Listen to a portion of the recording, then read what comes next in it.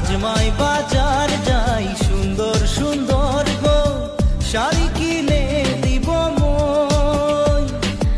अपन हाथ से खाना बनाई के तुके खुआई দিব মই।